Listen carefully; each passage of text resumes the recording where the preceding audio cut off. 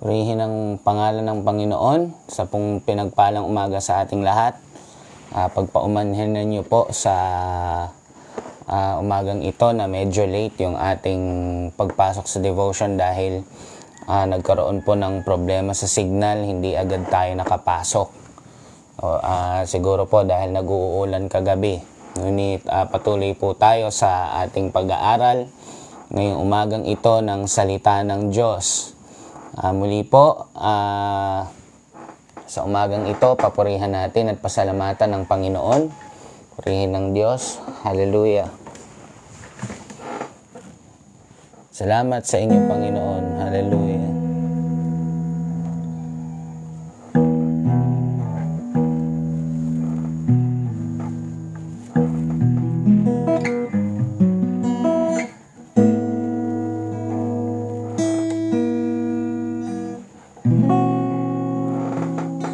Marapat nating dakilain ang Panginoon, nag-iisang manlilikha, tanging tagapagligtas, kahangahangang tagapayo, amang mapagmahal, siya'y kublihan, pag-asa ng lahat ng tuhod sa Kanya ay sasamba, lahat ng labi magsasambit ng papuri, tanging pangalan niya ang itataas, Panginoong Hesus,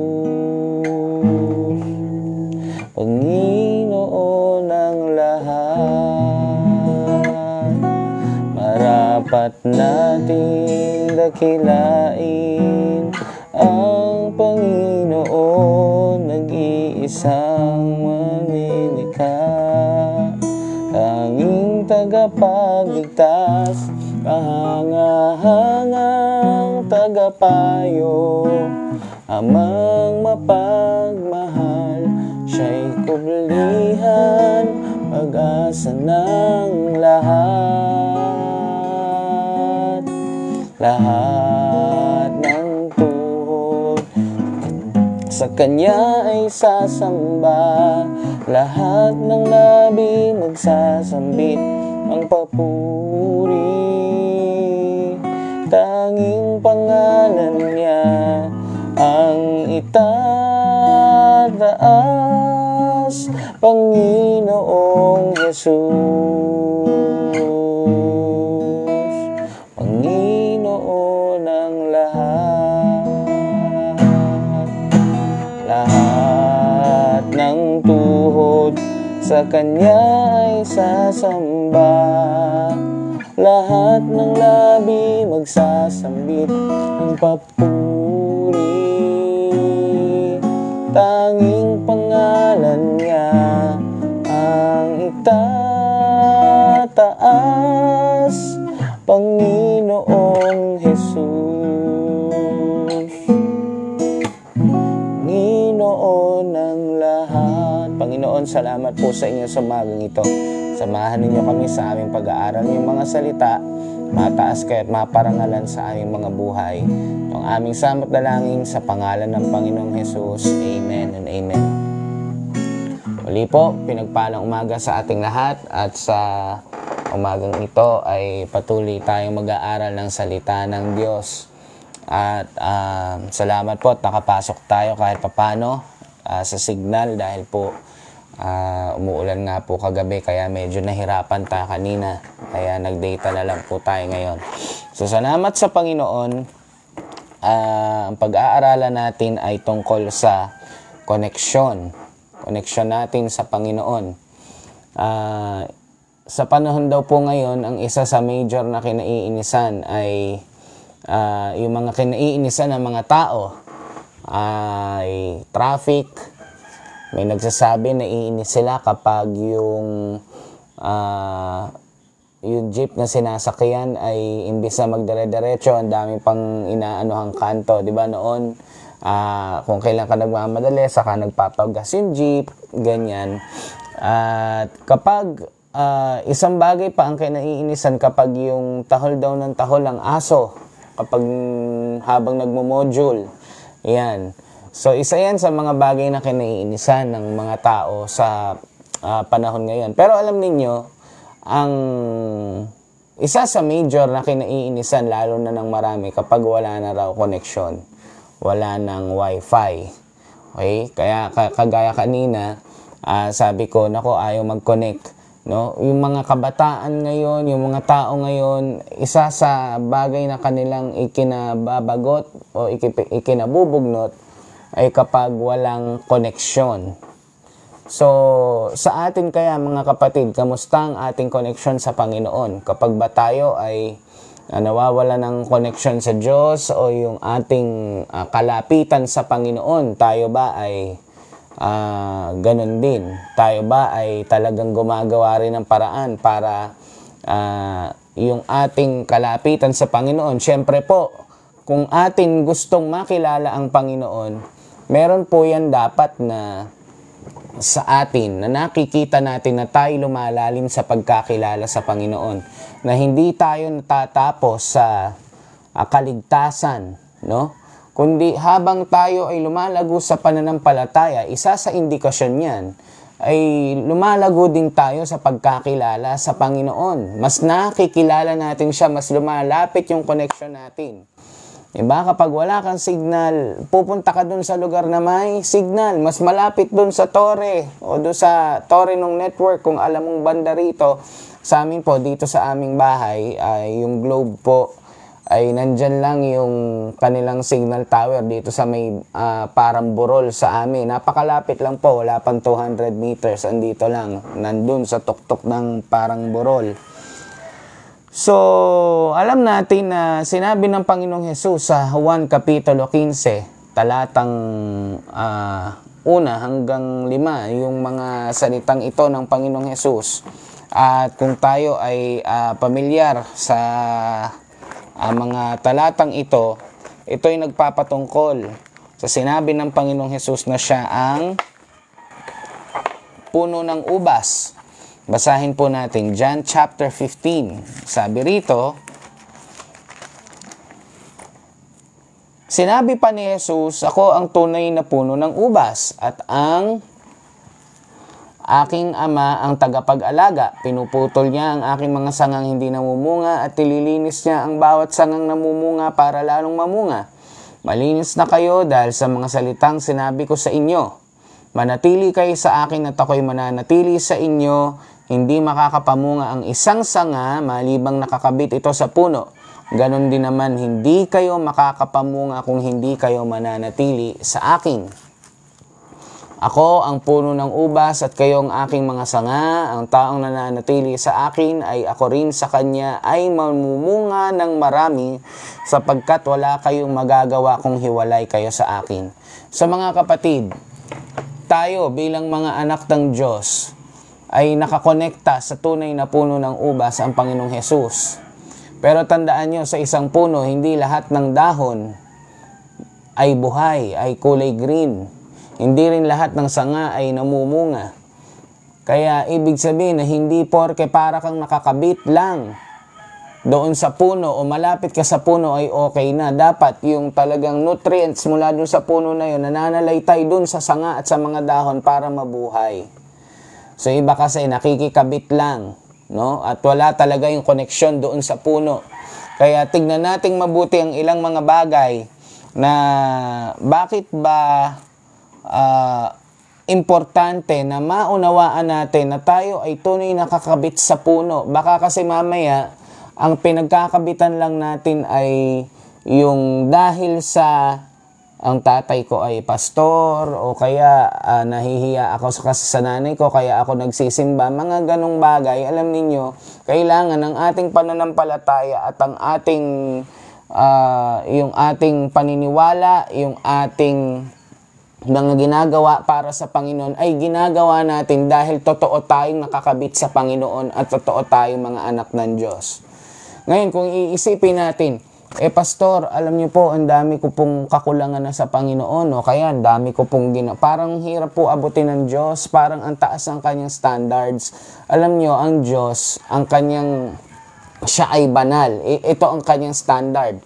Siya ay banal na Diyos, siya ay isang Diyos na kahit kailan ay hindi nagkasala, siya ay Diyos na punong-puno ng katarungan.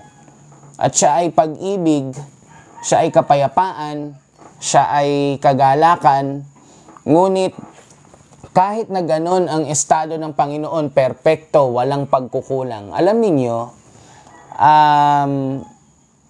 kung titignan natin ang Biblia, ang Panginoon na mismo rin ang siyang gumawa ng unang hakbang para tayo makapanumbalik sa Kanya. Alam natin na nilikha ng Diyos ang tao para siya ibigyan ng pagluwalhati, to glorify Him. So, noong si Adan at si Eva ay nagkasala, alam natin yung storya, sila ay pinalaya sa Hardin ng Eden. Hanggang sa dumating yung panahon ni Moses, ang Panginoon mismo ay siya ay nagkaroon ng isang pagkakataon na sinabi doon sa Exodus chapter 25 verse 8. Napakaganda nito. Sabi rito, ipaggawa mo ako sa mga mamamayan ng Israel ang toldang sambahan para sa akin kung saan titira akong kasama nila. So, ang Panginoon, He longs to connect with us. So, nung ang bayan nung si Adan at Eva ay umalis sa Hardin ng Eden at narito na yung mga Israelita, naglong ang Panginoon na makadaupang palad ang mga tao at pinagawa si Moses ng toldang tipanan o ng sambahan. At hindi natapos doon, nakita ni David ang kagustuhan ito ng Panginoon, ni Yahweh, at alam nyo ang ginawa ni David, siya nga ay nagplano, di ba? Sabi ni David, hindi siya natutuwa na ang kanyang palasyo ay napakaganda at ang Panginoon ay nandoon lang sa yung kanyang presensya ay nandoon lang sa tent. So, alam natin po yung storya, si Solomon po ang nagpatayo ng templo, yung anak ni David na napakaganda. At salamat sa Panginoon dahil hindi natapos ang Diyos doon. Pinadala niya ang kanyang anak, ang Panginoong Jesus. Ang sabi, ang salita ay nagkatawang tao. So, hindi po natapos doon sa tolda, hindi natapos doon sa gusali, kundi ang Diyos na mismo ang bumaba dito sa lupa 2,000 years ago. Para na sa ganun, abutin ng tao. At hindi po natapos doon. Hindi po natapos doon. Nang umakyat ang Panginoong Jesus, ang sabi, antayin ninyo yung banal na Espiritu na ipapadala ng Ama. At eto po, sabi ni Apostol Pablo sa 1 Korinto kapitulo 6, sa 2 Korinto, 2 Corinthians 6:16. Sabi rito, hindi maaari magsama ang mga Diyos-Diyosan at ang Diyos sa iisang templo at tayo ang templo ng Diyos na buhay. Gaya ng sinabi ng Diyos, mananahan ako't mamumuhay sa kanilang piling, ako'y magiging Diyos nila at sila'y magiging sakop ko. Sa 3:16 ng 1 Korinto, ang sabi dyan, all of you surely know that you are God's temple and that the Spirit of God lives in you.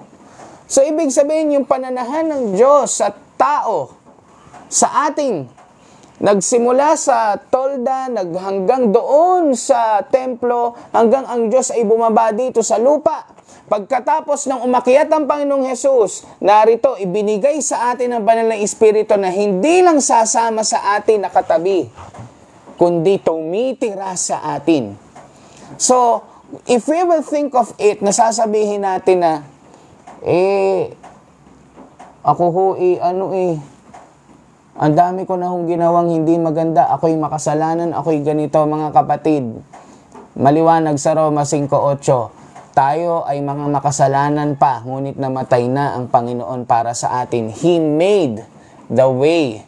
Biruin ninyo, tayo na yung nagkasala sa Panginoon, pero siya ang gumawa ng first move. Anong sa atin? Humingi na lang ng tawad sa Kanya, manampalataya dun sa Kanyang ginawa sa krus ng Kalbaryo. Amen? Kaya salamat sa Panginoon. At siya ang unang gumawa pa rin ng hakbang kasi wala tayong anumang gagawin na maaaring makapag-restore ng ating relasyon sa Panginoon. Wala tayong anumang paraan na kahit anong gawin natin, kahit isakripisyo natin ang ating sarili, hindi natin pwedeng isubstitute yon. Sabihin natin, ito, para ako ay makapag-connect sa Panginoon. No. Yung ginawa ng Panginoong Hesus at si Jesus mismo lang ang tanging daan patungo sa kaligtasan na inaalay ng Ama, na manggagaling sa Diyos. At salamat sa Panginoong Hesus na ibinigay niya yung kanyang buhay para sa ating kaligtasan. Amen? Dahil walang ibang paraan. Kaya, Jesus made the way for us to reconnect to the Father. Ngayon, may mga bagay na habang tayo nasa ating spiritual walk, ay ilang bagay lang po ito. Ano? Na akin pong babanggitin sa inyo. Ayan, bibilisan na natin para as medyo sumakto tayo ng oras. Overtime lang po tayo ng konting mga 10 minutes. Kapag ang signal natin sa Wi-Fi ay mahina, tinitingnan natin yung ilang dahilan. No? Maaring kagaya nga nito, umuulan dito sa amin, o kaya kahit na may Wi-Fi banda doon, pero may mga pader. Minsan, yung mga pader, kapag marami ng pader ang dinaanan, yung router ng Wi-Fi ay nabablock yung signal ay humihina rin. So, isang bagay na maaaring makapagpablock ng ating connection sa Panginoon, sa ating pakikipag-ugnayan sa Diyos, ay maaaring may mga pader. No? At unang-una dyan ay ang kasalanan.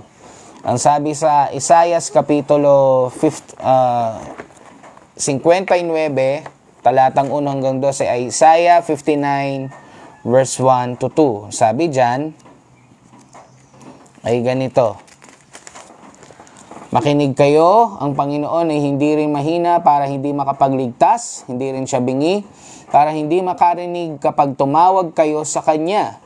Ang inyong mga kasalanan ang siyang naglayo sa inyo sa Diyos at iyon ang dahilan kung bakit niya kayo tinalikuran at ayaw nang makinig sa inyong mga dalangin. So, yung binabanggit rito, ang kasalanan raw ang nagiging hadlang. Ngayon, take note po, yung kasalanan dito sa English po ay iba Ang sabi dito, iniquity.